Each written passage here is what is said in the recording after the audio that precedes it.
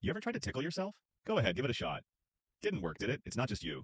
Nobody can tickle themselves. And it's not because your fingers suck at it, it's because your brain is a shady little control freak, and it doesn't like surprises. Let me explain.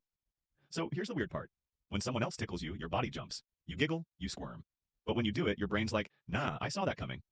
Why? Because it did. Your brain uses something called a forward model. Basically, when you plan to move your hand, your brain already predicts what sensation that movement will cause. It sends a signal, not just to your muscles, but also to the sensory areas of your brain. So when your fingers get close, your brain is already like, cool, Emma's about to touch her ribs. I'll cancel out the surprise. This is the same reason you don't feel your own clothes all day unless you focus on them, or why your brain filters out your own footsteps when you walk. Because your brain is constantly saying, I know this input is from me, so it's not urgent. Let's ignore it. But here's where it gets cooler. Scientists actually tested this. At University College London, researchers built this machine that mimics a tickle. Participants pressed a button, and a robotic arm would tickle their palm. But when there was a tiny delay between pressing the button and the robot tickling them, even just a few milliseconds, suddenly it felt more ticklish. Why? Because the delay ruined the prediction. Their brain couldn't cancel it out in time. It didn't feel self-generated anymore. So even though they caused it, the sensation felt foreign. Now this isn't just about tickling. This prediction system is how your brain differentiates between you and the outside world.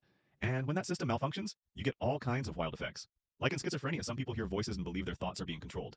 Neuroscientists think it might be because the brain can't recognize self-generated thoughts or actions. The prediction system is broken. So their own internal voice feels like it's coming from someone else. In other words, the line between me and not me is something your brain constantly negotiates, and it can get blurred, even with something as basic as a tickle. Another example, phantom limb syndrome. People who lose a limb sometimes still feel sensations like itching or even pain in the missing body part. That's because the brain's map of the body still includes that limb. The sensory system still predicts input from it, so the body's gone, but the brain's expectation is still alive. Your brain doesn't just react to the world, it's actively guessing what's about to happen all the time. It's like a predictive machine trying to stay one step ahead. And that's great for survival, but it also means it gets weird when those predictions are messed with. So when you try to tickle yourself and feel nothing, that's not just a random quirk. That's your brain literally telling itself, this isn't worth reacting to.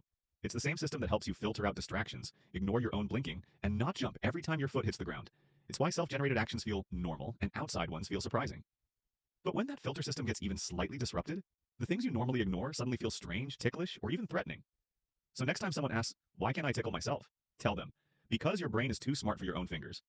But mess with its expectations just a little, and even your own touch can feel like it's coming from a stranger.